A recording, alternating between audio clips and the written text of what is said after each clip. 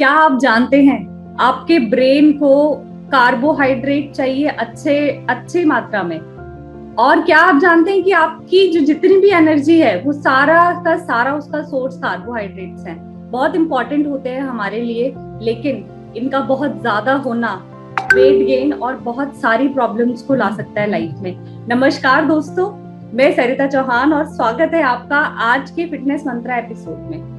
आज हमारे साथ हैं एक बहुत ही सीनियर जर्नलिस्ट जालंधर से, जो कि एक सीनियर वेलनेस कोच भी हैं काफी समय से। तो आपका स्वागत है सर हमारे इस एपिसोड में। Thank you ma'am, thank you Sarita ji आपका कि मेरे को आपने इस शो में बुलाना ठीक समझा और बोलने का मौका देने का। Thank you sir. मैं आप लोगों को ये भी बताना चाहूंगी कि मिस्टर हरिंदर सिंह वालिया जो हमारे गेस्ट हैं आज, एक वीकली न्यूज़पेपर निकालते हैं जालंधर में। तो सर बेसिक से स्टार्ट करेंगे हम कार्बोहाइड्रेट्स के बारे में। तो होते क्या है कार्बोहाइड्रेट्स और क्या इनकी इंपॉर्टेंस है हमारी डाइट में? सरिता जी, आपने बहुत ही टिपिकल और अच्छा और जरूरत वाला सवाल पूछा है, जो कि आज की नीड है। क्योंकि आज के लोग जो हैं वो फिटनेस के ऊपर बहुत ध्यान दे रहे हैं, वो अवेयर हो चुके हैं फिटनेस को लेके। तो फिटनेस में कार्बोहाइड्रेट्स, प्रोटीन और ये वो सुनते रहते हैं, लेकिन उनको ये समझ में नहीं आता कि कार्बोहाइड्रेट्स क्या है, वो हमारे को क्या फायदा देते हैं। तो वहां पे जाके वो रुक जाते हैं, उनको अवेयरनेस नहीं होती है इस चीजों की। तो अगर उनको ये अवेयर कर दिया जाए कि ये क्या चीजें हैं, कैसे काम करती हैं, तो ये बहुत फायदेमंद होगा। आपने बहुत ही अच्छा सब्जेक्ट लिया है। सो कार्बोहाइड्रेट्स जो है वो एक किस्म का, अगर हम कह लें ना कि गाड़ी में पेट्रोल डालना है, तो वो एक किस्म का पेट्रोल पंप प्लस पेट्रोल का काम करते हैं, क्योंकि ये हमारी बॉडी के अंदर जाके फ्यूल जनरेट करते हैं। तो वो जो फ्यूल है वो हमारी बॉडी में एनर्जी जनरेट करता है। और जितना भी हम फूड खाते हैं उनको ब्रेक करके उसमें से न्यूट्रिशन निकाल के ये डिफरेंट डिफरेंट रिक्वायर्ड ऑर्गन्स को ये सप्लाई होती है वहां जहां इसकी नीड होती है। तो ये तो है मेन पर्पस कार्बोहाइड्रेट्स का। मैक्रोन्यूट्रिएंट्स में ये आता है एक्चुअली।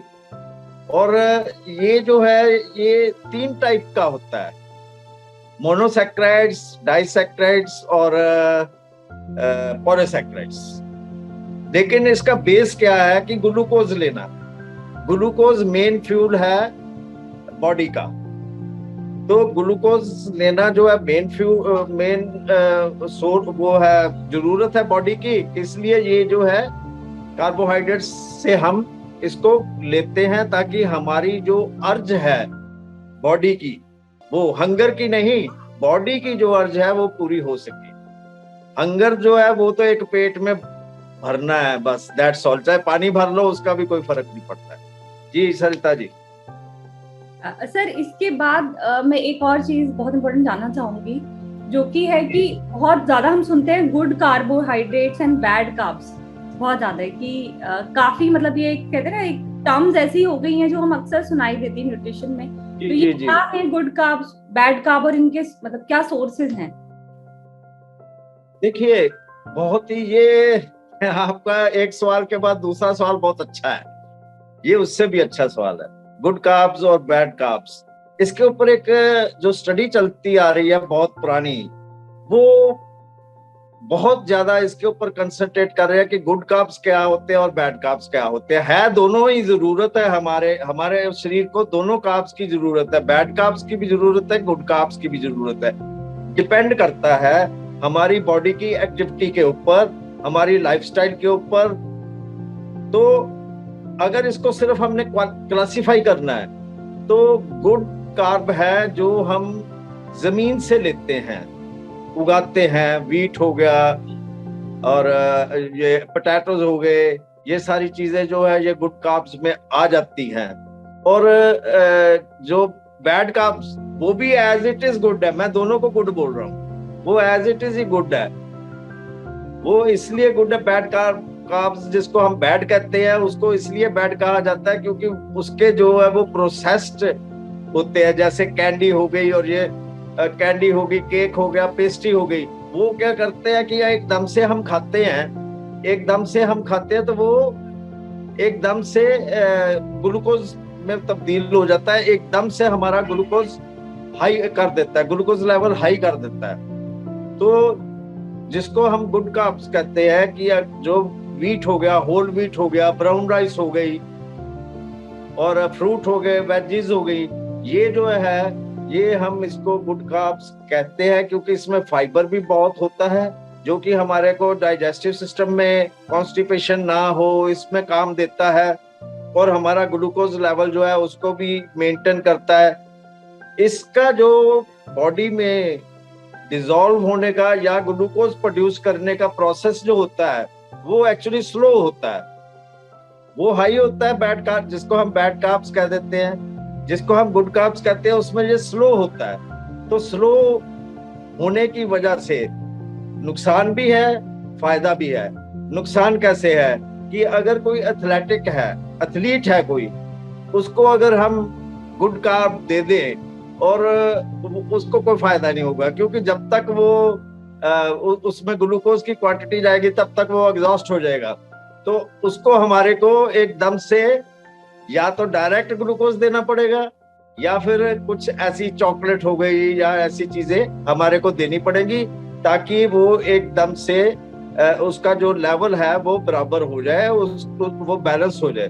तो सो गुड कार्ब और बैड कार्ब, इसको साइंस ने क्लासिफाई जरूर किया है, लेकिन नीड दोनों की है, depending on the activity of the body, या फिर हम कह सकते हैं कि हम काम कैसे करते हैं। कॉर्पोरेट में काम करते हैं तो हम जो है उस हिसाब से कार्ब्स लेंगे, और अगर हम कोई मजदूर है तो उसको फिर एकदम से वो जो बैड कार्ब है वो चाहिए, उसके लिए बैड कार्ब गुड है, और कॉर्पोरेट के लिए गुड कार्ब जो है वो गुड है। तो ये है मेन इसका साइंटिफिक रीजन। जी सर जी। मतलब अगर हमारी फिजिकल एक्टिविटी कम है तो हमको गुड कार्ब्स लेने चाहिए, ताकि एनर्जी का जो हमें एनर्जी चाहिए वो धीरे धीरे भी मिलेगी तो चलेगी। लेकिन अगर हम स्पोर्ट्स में हैं या हम लेबर इंटेंसिव कोई काम करते हैं तो हमको वो कार्ब्स भी चाहिए जो जल्दी से हमको एनर्जी दें। तो ये देखिए, ये ऑडियंस आप सबके लिए जानना बहुत जरूरी है कि हम लोग जिसे गुड कार्ब या बैड कार्ब कह रहे हैं, उसका डिस्टिंक्शन बेसिकली ये है कि जो बैड कार्ब है वो आपकी बॉडी में जाते ही आपको एनर्जी देता है, और अगर आपको उस एनर्जी की जरूरत नहीं है, आपने पिज्जा खाया है या कोल्ड ड्रिंक पी है, आपने कोई भी ऐसी चीज ली जिससे तुरंत आपका ग्लूकोज बढ़ गया और आप उसको यूज ना कर पाए उस एनर्जी को या उस ग्लूकोज को, तो वो आपको बहुत बहुत हार्मफुल इफेक्ट्स देगा। तो सर मैं आपसे जानना चाहूंगी कि कौन कौन से हार्मफुल इफेक्ट्स हो सकते हैं अगर हम बहुत ज्यादा कार्ब्स लेते हैं अपनी डाइट में। जी जी जी, इसमें एक चीज और मैं ऐड करूंगा कि अगर हम बहुत ज्यादा कार्ब्स लेते हैं और एक्टिविटी हमारी कम है, कार्ब्स ज्यादा है, एक्टिविटी कम है, ग्लूकोज कार्ब से हमने ग्लूकोज लिया, ग्लूकोज हमने जो कंज्यूम करना है वो हमारी बॉडी ने कंज्यूम कर लिया, उसके बाद जो ग्लूकोज कंज्यूम नहीं हुआ तो उससे हमारे को जो है हार्ट डिजीज हो सकती है, डायबिटीज 2 की बीमारी हो सकती है, कोलेस्ट्रॉल की बीमारी हो सकती है। तो ये चीजें और भी कई चीजें हो जाती है। आंखें जो हैं, आंखें, उसमें अगर ग्लूकोज लेवल बढ़ जाता है तो आपकी आईसाइट के ऊपर फर्क पड़ता है। यहाँ तक कि ग्लूकोज लेवल अगर ब्रेन में बढ़ जाए, ग्लूकोज लेवल जो है उसका असर होता तो बॉडी में है, ब्रेन में जाता नहीं है, लेकिन उस ग्लूकोज लेवल अगर बढ़ जाए तो आपको चक्कर आने शुरू हो जाएंगे। जैसे कि सिंपल सी बात है, शुगर बढ़ी तो आपको चक्कर आने शुरू हो गए, आपको शुगर नहीं है लेकिन ग्लूकोज ज्यादा ले लिया तो चक्कर आने शुरू हो जाएंगे। उस वक्त फिर डॉक्टर कहेंगे आप कॉरिडोर में 10-12 चक्कर लगाइए। सो ये चीजें बहुत ही ध्यान से और बहुत ही एक्यूरेसी से लेने वाली चीजें हैं। जी जी जी, thank you so much sir. I think बहुत मीनिंगफुल डिस्कशन है ये। एक चीज जो मुझे लगता है कि बड़ी इंपॉर्टेंट है वो होती है हमारी किचन। तो खाना बनाते हुए हम कार्ब्स को लेके किन किन चीजों का ध्यान रखें? खाना बनाते हुए हमारे को असल में बहुत सी चीजों को सोचने की जरूरत है।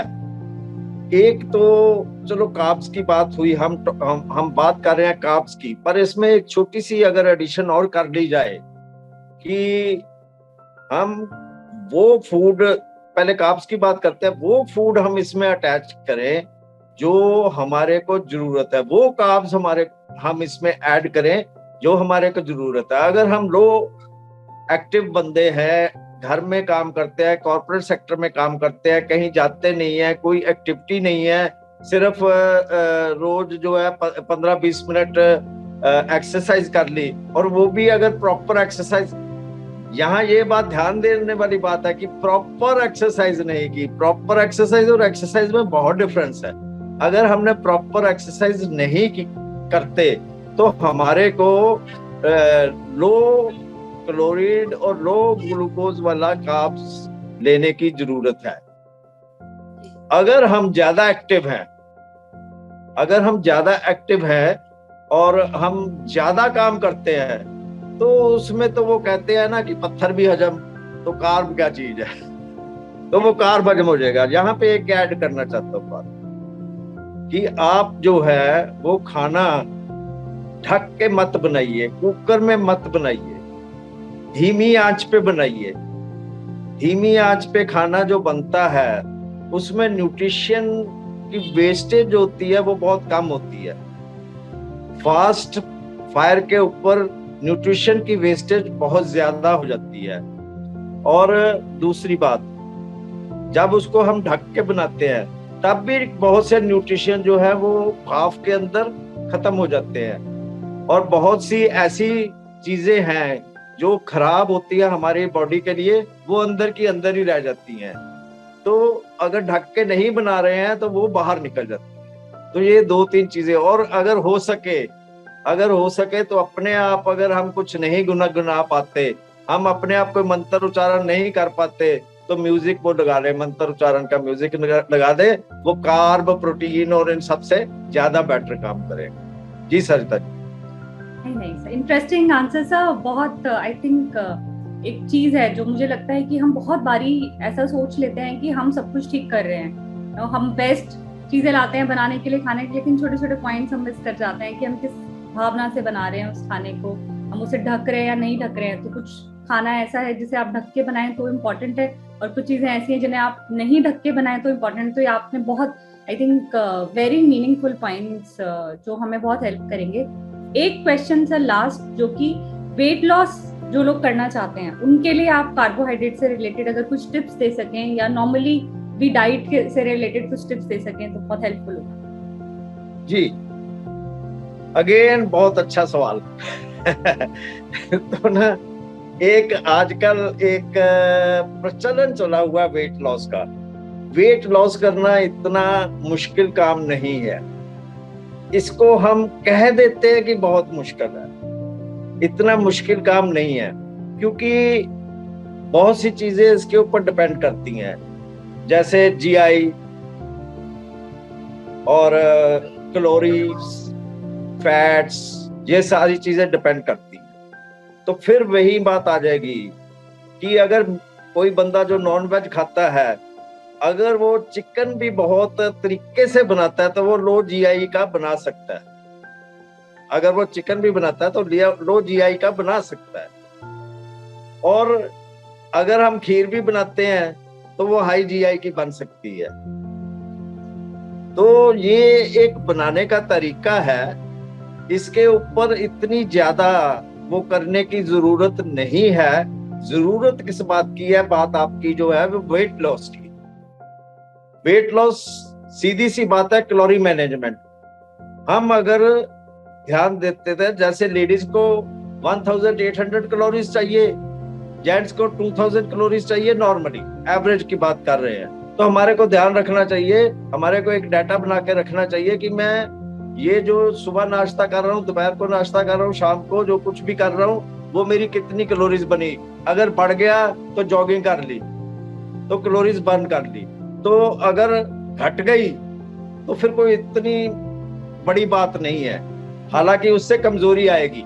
तो सो जो ये जो कार्ब्स है, अब आप बात कर रहे हैं हम कार्ब्स की, तो उसमें हम जितना लो स्टार्च वाला पोटैटोज हो गया, स्टार्ची फूड, सेलुलोज हो गया, ये सारी चीजें जो है इसको हम जितना लो करेंगे उतना अच्छा रहेगा। पर मैं यहाँ पे ये नहीं कहना चाहता हूँ कि इसको लो करिए, क्योंकि ये आपकी बॉडी की अगर नीड है तो आप लो करेंगे तो तकलीफ होगी। यहाँ पे आपको फिर वही फॉर्मूला अपनाना पड़ेगा कि हम वर्कआउट हमारा कितना है और हमारा जो है कैलोरी बर्न कितनी है। अगर वो मैं 2000 कैलोरीज लेता हूँ, अगर मैं उसमें से 2200 कैलोरीज बर्न कर देता हूँ तो मेरे को फायदा हो जाए। तो ये एक छोटा सा फंडा है और बड़ा आसान है वेट लूज करना, लेकिन फिटनेस एक अलग बात है जो आपका मेन टॉपिक है। फिटनेस और वेट लॉस बहुत अलग है। Very rightly said, very rightly said कि फिटनेस और वेट मैनेजमेंट थोड़ा सा अलग हो जाता है। वेट से ज्यादा इम्पोर्टेंट है कि आप अंदर कैसा फील कर रहे हैं, आप कितना एक्टिव फील कर रहे हैं, कितना एनर्जेटिक फील कर रहे हैं, वो आपकी फिटनेस को बताता है। वेट सिर्फ एक मापदंड है।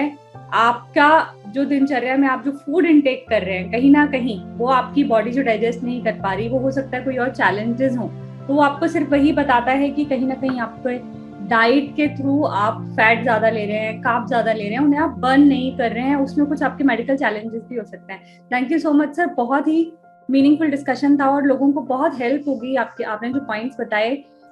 एक बात मैं जाते जाते आप सभी लोगों को बोलना चाहूंगी कि एक्सेस ऑफ कार्बोहाइड्रेट्स हमारी बॉडी में वेट के अलावा, जैसा हरिंदर सर ने बताया, कि और भी बहुत सारे प्रॉब्लम दे सकता है आपको। आपके ब्रेन में प्रॉब्लम हो सकती है, आपकी आईज में रिलेटेड प्रॉब्लम हो सकती है, आपके और भी ऑर्गन्स हैं जिनका कि इसके एक्सेसिव मात्रा में होने की वजह से डैमेज हो सकता है। तो ध्यान रखें कि आप कहीं बैड कार्ब्स या बहुत ज्यादा कार्ब्स तो नहीं ले रहे हैं अपनी डाइट में। So thank you so much sir, thank you for watching us also. आप सब इसी तरह से अपना प्यार हमें देते रहें, हमें बहुत अच्छा लगता है। आपके अगर कुछ क्वेश्चन हैं तो वो भी आप हमें लिख सकते हैं, हम उनका आंसर जरूर देंगे अपने शो के थ्रू। तो thank you for watching us. अगले वीक फिर से मिलूंगी एक नए टॉपिक के साथ। थैंक यू, गुड बाय, खुश रहें, खुशहाल रहें।